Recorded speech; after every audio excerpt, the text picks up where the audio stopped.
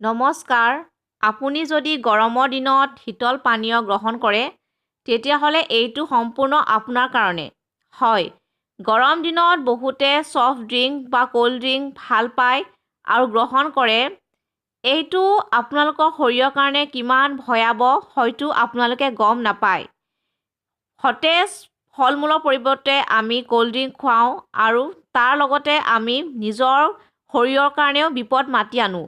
এইবোৰ অত্যাধুনিক কেমিকেলৰ ৰাসায়নিক দ্ৰব্যৰ দ্বাৰা বনোৱা হয়, যি আমাৰ শৰীৰৰ কাৰণে বহুত বেয়া। ইয়াত কেফেইন, ফছফৰাছ এনেকুৱা ৰাসায়নিক পদাৰ্থৰ দ্বাৰা থাকে, য'ত নেকি আমাৰ শৰীৰৰ বহুত সমস্যাৰ সৃষ্টি কৰে। অতিৰিক্ত চেনি থাকে, 350 মিলিলিটাৰ এটা যদি খাওঁ 10 চামুচ চেনি খোৱা নিচিনা হয়। আৰু ইয়াৰ ফলত আপোনাৰ চুগাৰ বাঢ়ে, ডিহাইড্ৰেশ্যন হয়, ফেট হয়, আন সমস্যাই শৰীৰত দেখা দিয়ে। হয়, ই ইমান মাৰাত্মক হয় যে আপোনাৰ শৰীৰৰ যিটো ৰোগ প্ৰতিৰোধক ক্ষমতা আছে, ই হ্ৰাস কৰে, ভাগৰুৱা কৰি দিয়ে, এনাৰ্জি নাইকিয়া কৰি দিয়ে, কেলছিয়ামৰ পৰিমাণো লাহে নাইকিয়া কৰি দিয়ে।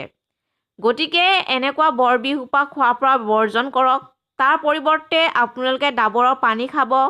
ই আপোনাৰ শৰীৰ বহুত ভিটামিন দিয়ে, প্ৰচুৰ ভিটামিন আনে। নেমু টেঙা খাব, ভিটামিন চি খাব, যি বহুত ভাল আপোনাৰ স্বাস্থ্যৰ কাৰণে।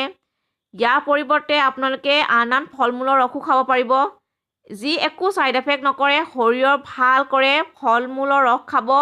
এনেকুৱা ভয়ানক যিবিলাক কোল্ড ড্ৰিংক হয়, ছফ্ট ড্ৰিংক হয়, ই খোৱাৰ পৰা সম্পূৰ্ণৰূপে বৰ্জন কৰক আৰু নিজৰ স্বাস্থ্য ছাল ধুনীয়াকৈ ৰাখক, যাতে আপোনাৰ শৰীৰত একো সমস্যা সৃষ্টি হ'ব নোৱাৰে। ত' মই আজি এইখিনিকে ক'লোঁ। আকৌ আপোনালোকক নিশ্চয় লগ পাম। আশা কৰিছোঁ এই ভিডিঅ'টো নিশ্চয় ভাল পালে। এনেকুৱা স্বাস্থ্য আৰু যতনৰ কাৰণে মই আকৌ এনেকুৱা ছেগমেণ্ট আনিম। আজিলৈ আহিছোঁ, আকৌ আহিম। নমস্কাৰ।